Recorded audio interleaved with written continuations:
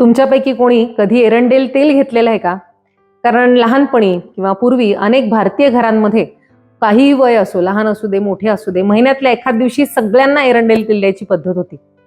भारतीय घराघरामध्ये आयुर्वेद किती रुजलेला आहे, एकरूप झालेला आहे, त्याचा हा एक पुरावा आहे बरं का. सध्याचं वैद्यकीय शास्त्र म्हणजे लिमिटेड आहे, पण आयुर्वेद मात्र घराघरात रुजलेला आहे. हजारो वर्षांपासून भारतीयांनी जपलेला आहे.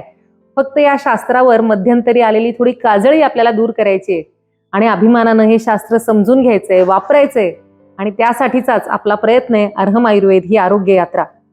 स्वागत आहे तुम्हा सगळ्यांचं या शास्त्रीय युट्यूब चॅनलमध्ये. मी डॉक्टर स्मिता बोरा, आयुर्वेद तज्ज्ञ. माझ्या ओपीडी मध्ये येणाऱ्या पेशंट्स पैकी ना जवळजवळ 60-70% पेशंट्सना पोटासंबंधित काही तक्रारी असतात.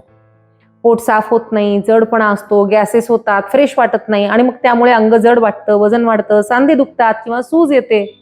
आणि यातले बरेच जण वेगवेगळी औषधं डॉक्टर्स ट्राय करत राहतात, पण मूळ प्रॉब्लेम तसाच राहतो.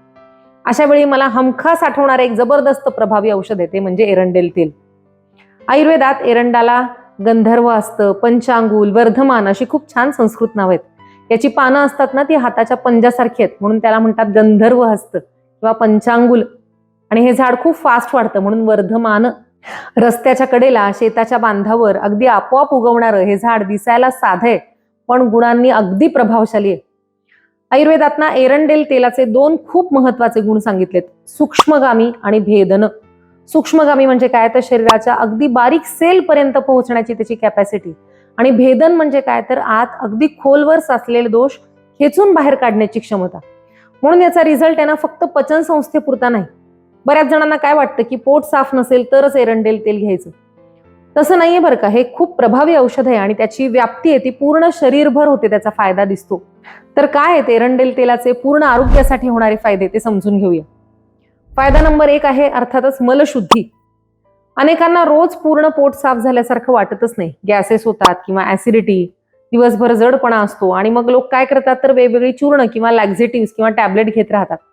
काही दिवस बरं वाटतं, पुन्हा तेच सुरू होतं.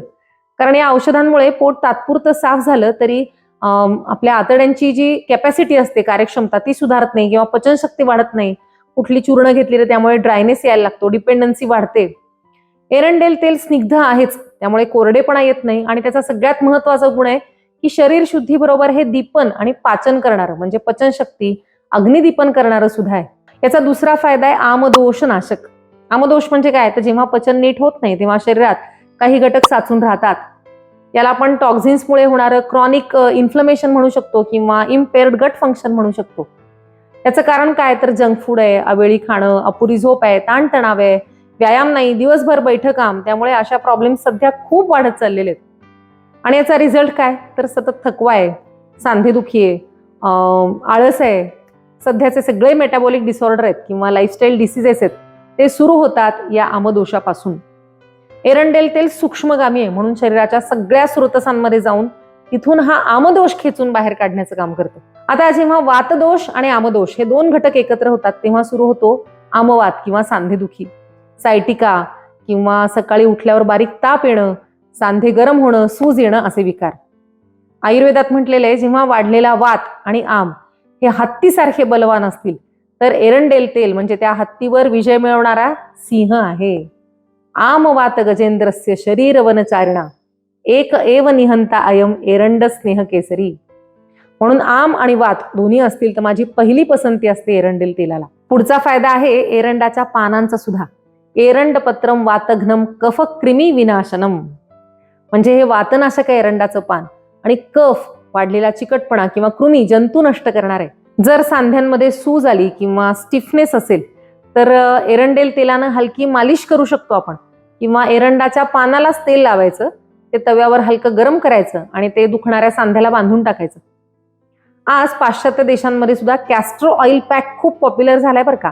सांधेदुखी, स्टिफनेस आणि मेन्स्ट्रुअल क्रॅम्प्स मध्ये सुद्धा हे वापरलं जाते सध्या.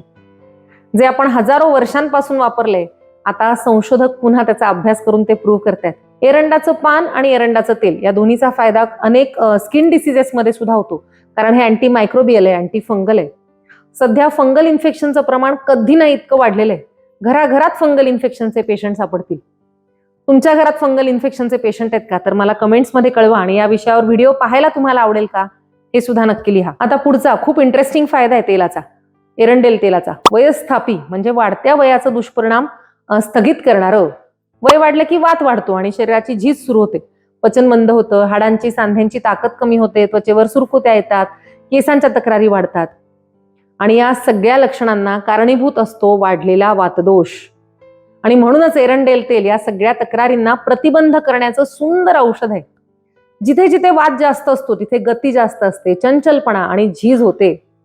नैसर्गिकपणे कधी वाढतो वात? तर वयाच्या 50 नंतर, स्त्रियांमध्ये रजोनिवृत्तीनंतर आणि सगळ्यांच्या शरीरात पावसाळ्यामध्ये वात वाढतो.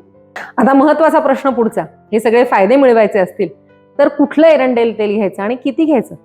तर बाजारात रिफाईंड कॅस्टर ऑइल आणि कोल्ड प्रेस कॅस्टर ऑइल असे 2 प्रकार आपल्याला मिळतात.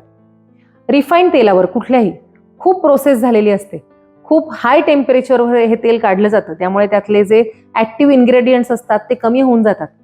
म्हणून कुठलंही तेल घ्या ते कोल्ड प्रेस असावं असा माझा आग्रह आहे. अरहम आयुर्वेदच्या कॅटलॉगमध्ये मी स्वतः बनवलेली खूप प्रॉडक्ट्स आहेत, शास्त्रीय आहेत आणि त्यातलं सगळ्यात लोकप्रिय प्रॉडक्ट आहे हे कोल्ड प्रेस्ड कॅस्टर ऑइल. हे IP स्टँडर्डचं आहे, म्हणजे Indian pharma approved cold pressed आहे.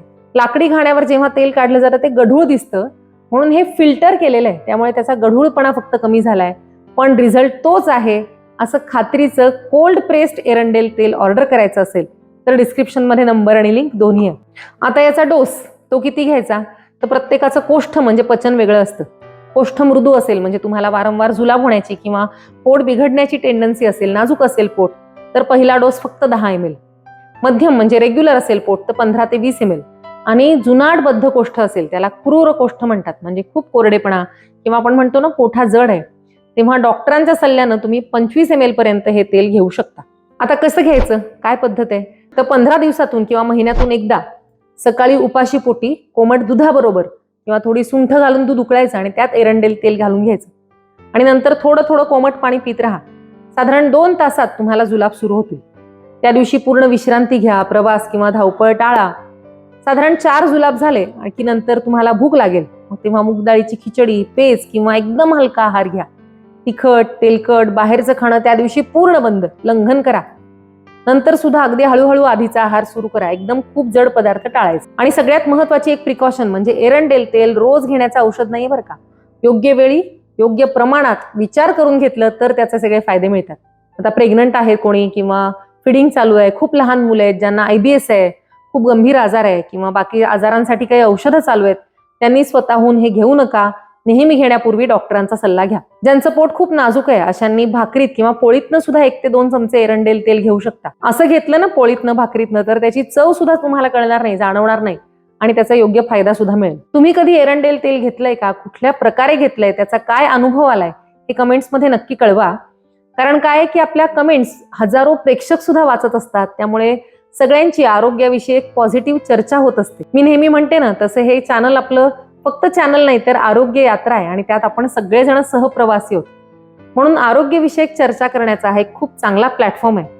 म्हणून तुमचे अनुभव यावर नक्की शेअर करा. आपण आज काय काय पाहिलं तर एरंडेल तेलाचे महत्वाचे फायदे, घेण्याची पद्धत आणि मात्रा हे सगळं समजून घेतलं. आजची माहिती आवडली असेल, उपयोगी वाटली असेल अशी आशा आहे. जर चॅनल अजून सबस्क्राईब करायचं राहिलं असेल तर नक्की करा आणि या संदर्भात तुमचे आणखी काही प्रश्न असतील तर तेही विचारा. भेटूया पुढच्या व्हिडिओतून. शुभम भवतु. धन्यवाद.